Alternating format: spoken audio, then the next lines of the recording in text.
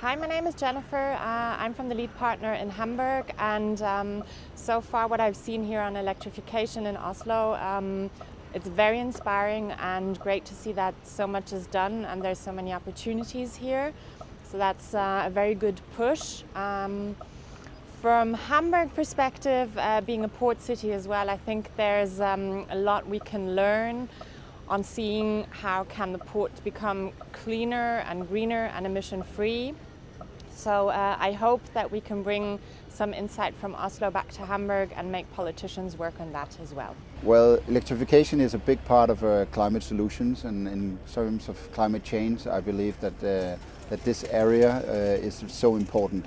And to have a city or a country that actually takes the first step, being the first mover, and shows the rest of the world that this can actually happen, and what turns out to be that people or citizens are actually really happy for doing this and being a part of the solution is vital for the big changes in the world in terms of getting a better climate.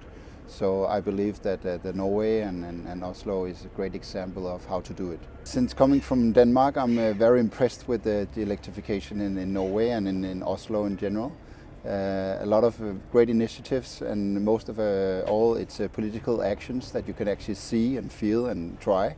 So I'm very impressed. Well, there are quite a few things from Oslo we can learn, and especially going back to Denmark and Copenhagen is the political initiative and the decisions that you have to, on a high level, to take decisions, and from that on there's a lot of spin-offs and a lot of actions to be made. But it's so much more easy when you have political backup and funding, and that's what I'm mostly impressed of in Oslo is the general political attitude and the decisions made that affects the city, and we can learn a lot from that in Copenhagen and Denmark in general. It's a lot of things happening here, absolutely, especially with the private cars, but now when also boats and heavy trucks and buses come into place, it's really interesting for us in Gothenburg. That's what we are looking at right now.